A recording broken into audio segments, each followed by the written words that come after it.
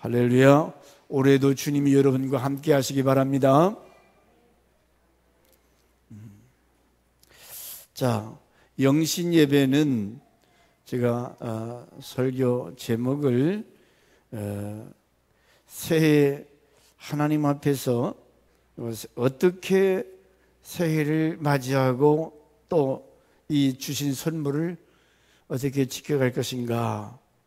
그래서 신앙인의 다름질, 이제 새로운 새해를 맞이해서 잘 달려서 상 받는 선수가 되자, 이제 그런 의도죠.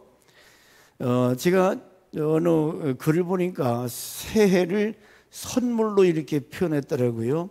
여러분, 선물은 기분 좋은 거죠. 어젯밤에 죽은 사람이 있을까 없을까? 어젯밤에도 많은 사람이 갔어요. 어젯밤에 죽은 사람들, 이 오늘이라고 하는 선물을 받지를 못했어요. 어제로 끝났어요. 근데 오늘 우리에게는 이렇게 새날을 하나님께서 선물로 주셨어요. 아무에게나 오는 게 아니잖아요. 나에게 생명을 연장시켜 주시고 희망찬 새해, 이 새해를 하나님이 선물로 주셨다는 거죠. 이 세상 속에서 새해에 담긴 하나님의 지혜가 있는데, 계시록 21장 5절에 21장 5절, 보좌에 앉으신 이가 이르시되 보라, 내가 만물을 새롭게 하노라. 이것은 새 하늘과 새 땅, 오늘 우리가 보이는 이런 세계가 아니라 새로운 세계, 신천신지, 이런 세계를 하나님께서 만물을 새롭게 하신다. 고린도후서 5장 17절, 우리를 또 이렇게 얘기합니다. 그런즉 누구든지 그리스도 안에 있으면 새로운 피조물이라. 예수 안에 있는 사람은 새로운 피조물이라. 보라, 이전 것은 지나갔으니 보라, 새 것이 되었도다. 여러분, 예수 안에 있는 사람은 새 것이 되었다는 거예요. 이사야 43장 19절 말씀에 시작, 보라, 내가 새 일을 행하리니 이제 나타낼 것이라. 너희가 그것을 알지 못하겠느냐? 반드시 내가 광야의 길을 사막에. 제가 오늘 이따 11시 예배에 예비하시는 하나님, 우리가 기대할 만하잖아요. 보라, 내가 새 일을 행한다. 우리가 상상하지 못한, 내가 나타날 것이라. 내가 생각지 않은, 알지 못하는 하나님의 새 일, 엄청난 그 일을 너에게 나타내 보이시리라. 여러분이 믿음대로 이루어 주실 줄 믿습니다. 너희가 그것을 알지 못하겠느냐? 모르지요. 그러나 반드시 내가 광야의 길, 사막의 강을, 이건 있을 수 없는 일이요. 그런데 하나님께서 광야에 길을 내시고 사막에 강이 흐르게 하신다? 놀라운 기적이죠. 오늘 저와 여러분 웜딘 교회 이런 기적적인 역사가 올해 많이 나타날 줄 믿습니다. 새 일을 행하신 하나님께서 능히 2023년도에 하나님께서 예비하시는 이런 새 일을 행하시는 주님이 저와 우리 교회와 여러분에게 역사하실 줄 믿습니다. 새날을 맞이한다고 하는 것은 얼마나 복되고 놀라운 일인가.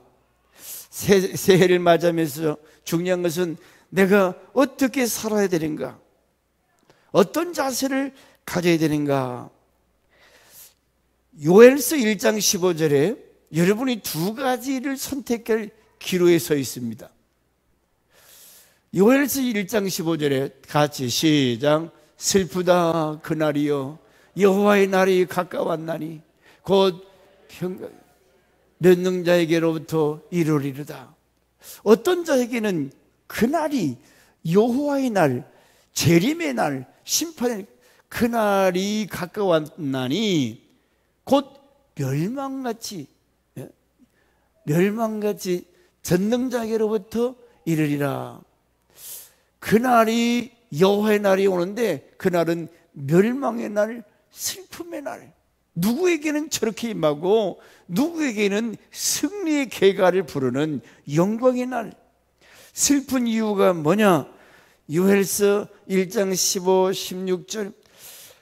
그 슬픈 이유를 곳간이 비어있고 모든 식물이 시들어 버렸고 소나 짐승들 먹을 풀들이 메마르고 물이 없도다. 짐승들이 헐떡헐떡.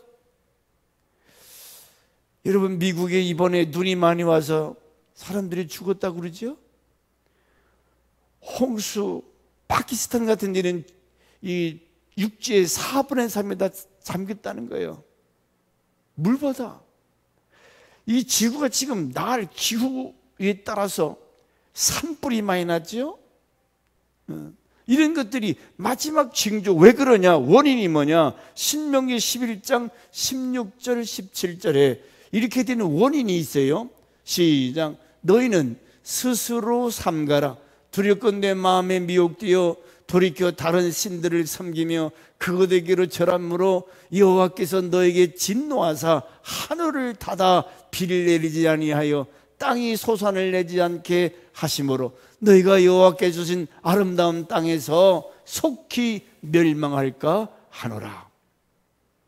요엘 선지자는 너희가 하나님을 멀리하고 하나님 떠나면 그날이 슬픈 날이 온다는 거예요.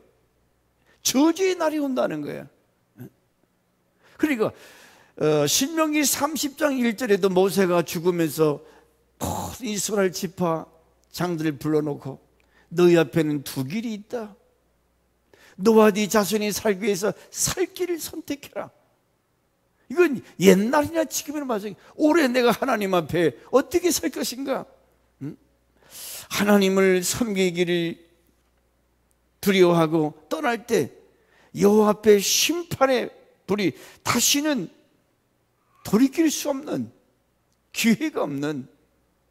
그래서 우리는 기도의 자리에, 예배의 자리에 다시 와야 되는데, 제가 어느 글을 읽다가 단지 15분 뿐인 인생이란 연극이 있었습니다. 거기에 무슨 글이 있냐면 한 청년이 인류대학교 유명 대학에서 공부해서 박사 논문을 제출했습니다. 막 꿈에 부풀어. 이제 논문만 통과되면 첫째로 좋은 대기업에 취직해서 돈을 많이 벌어가지고 내가 사랑하던 여인과 함께 결혼해서 멋있게 살아야지. 막 꿈에 부풀어 있어요. 그런데 갑자기 이 몸에 통증이 와가지고 너무 아파가지고 병원에 갔더니 의사 선생님이 폐암 말기라는 판단을 받아요. 15원밖에 더 살 수 없다고 하는 사형언도를 받아요.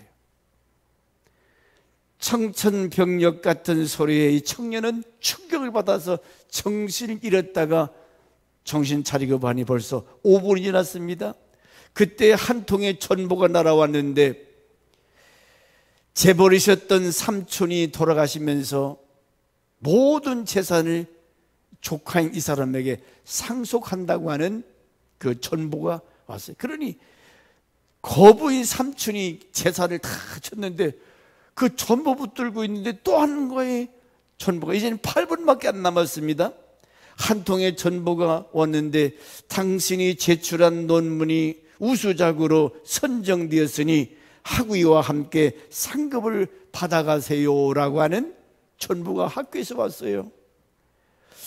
자, 이 전보를 읽어보고 나니까 남은 시간은 3분 남았습니다. 이 전보를 받고 또 하나 세 번째 전보가 날라왔는데 마지막 전보 내용이 뭐냐? 그렇게 짝사랑하던 여인에게서 결혼 승낙서를 받았습니다. 결혼을 승낙합니다. 기뻐서 뛸 시간도 없이 시간은 15분이 지났어요. 손에 전보 3통이 있습니다. 그게 무슨 속이에요? 수많은 재산, 인류대학의 그 멋있는 논문이 학위, 그 다음에 사랑하는 연인과의 아름다운 꿈이 다 무너졌어요. 이 짧은 15분의 인생은 오늘 세상의 부귀영화, 솔로몬이 얘기했듯이 다 헛디고 헛디고 헛디다. 그 모습을 연극으로 그린 거예요. 여러분, 2023년 무엇을 위해서 어떻게 살아야 할 것인가? 어제와 같이 똑같이 그렇게 또 살아갈 수도 있어요. 뭔가 올해는 좀 달라져야지. 뭔가 새해에는 좀 뭔가 새로운 출발이 있어야지. 가장 중요한 일이 뭔가, 먼저 해야 할 일이 뭔가, 우선순위. 여기서 말하는 돈과 학위와 배우자, 뭐 쾌락적인 거겠죠. 15번 인생이 보여주는 것은 돈, 학위, 쾌락, 이걸 지고서나 그냥 죽어버렸어요. 어떻게 살아야 가치 있고 성공적인 인생을 살 것인가? 그래서 오늘 본문에 마라톤 경주에 대해서 여러분 익히 하실 말씀 아닙니까? 이 선수는 상 받기 위해서 이제 막 출발선에서 땅 소리와 함께 열심히 전념해서 목표점을 향해서 달리는 그 모습이 왜 성경은 이야기를 우리에게 하고 있냐 그 말이죠. 인생이 이 땅에 태어나서 죽을 때까지 우리 또 새로운 새해를 출발하면서 어떻게 살아야 될 것을 하나님은 말씀하시는 거예요. 출발선에선 저와 여러분 긴장을, 마지막 그 소리를, 두 귀가 땅 출발 소리가 나기를 기다리면서 터지자마자 그냥 뛰쳐나가잖아요. 달리다 보면 그 쇼트랙에서 다른 사람이 그 스키에 나에 걸려가지고 같이 넘어지는 것도 있고 밀쳐서 넘어가는 거 있고 막 열심히 가는데 우리나라 쇼트랙이 잘하잖아요. 그런데 금메달 딸 아이가 넘어져서 메달권 바깥으로 탈락하는 얘도 있고, 여러분이 2024년 살아갈 때에 어떤 사람들이 여러분 참 잘한다고 막 박수 쳐주고 격려해주고 위로해주는 사람이 있는가 하면 어떤 사람 막 괜히 시기하고 질투하고 괜히 미워하는 사람이 있어요. 이런 사람 저런 사람 다양한 사람들이 있다 그 말이죠. 그런 것에 우리가 신경 쓰지 말고 오직 표대 목적지. 세상 사람들은 썩어가는 것, 없어지는 것, 변질되는 걸 위해 살지만 우리는 썩지 않는 기업, 썩어가는 멸류관이 아니라 썩지 않는 영원한 상급이 있다는 거예요. 여러분, 우리가 교사로 또 성김이나 다스미나 집사나 권사나 교회 장로나 목사나 여러 가지 직분을 여러분이 맡았어요. 잘했다, 충성된 종아, 인정받을 사람이 있는가 하면 약하고 게으른 놈아, 책망받을 사람도 있다는 거죠. 여러분, 목표를 정했으면 올바로 어떻게 내가 달릴 것인가, 달리기 좋도록 우리가 고추장 서는 거 벗어 던지고 가볍게 옷을 입고 운동화끈 잘라매고 목적지를 향해서 달리기는 100m짜리 선수들, 릴레이 선수들 얼마나 힘쓰겠습니까? 그 모습을 상상하시면서 저와 여러분은 교회에서 맡겨진 직분에 대해서 어떻게 하면 내가 교사의 일을 잘 감당할까? 어떻게 하면 내가 목장에서 목장을 부흥시킬 것인가? 이게 내가 상 받는 일 아니에요? 내 가족과 내가 잘 되는 길이 이건데, 그러므로 오늘 새해를 출발하면서 하나님께서 저와 여러분에게 24시간 365일 선물로 주셨습니다. 어떻게 사용하실래요? 이 주어진 시간을 여러분은 어떻게 사용하시겠습니까? 달리기 선수처럼 딴짓하고 옆에서 누가 뭐라고 한다고 시비 걸고 원망하는 것이 아니라 오로지 표대를 향하여 어리석게 전보 3장을 들고 죽어가는 그 친구는 어떤 사람을 상징하는 겁니까? 돈. 삼촌이 수천억 대를 줘서 그게 무슨 소용이야? 썩어지고 없어질 것, 헛디고 헛디다 그러는데 그것을 향해 달려가는 사람도 있고, 논문 쓰냐고 얼마나 고생했겠어요. 좋은 성적을 냈어도 그것도 헛된 것이고, 가치 있는 거, 변질되지 않는 거, 예수 안에서 먼저 할 일이 무언가를 여러분 분별하셔서 2023년은 너희가 판단해보라. 사도행전 4장에 있는 말씀을 올해 표로 삼고 여러분 스스로가 주어진 이 환경 여건 속에서 여러분 스스로 생각해보고 이건 아닌데, 이게 옳은데 판단해서 이 신앙의 경주장에서 나구자가 아니고 마지막 끝까지 결승점에 승리할 수 있기를 주 이름으로 축원합니다. 기도합시다. 하나님 아버지,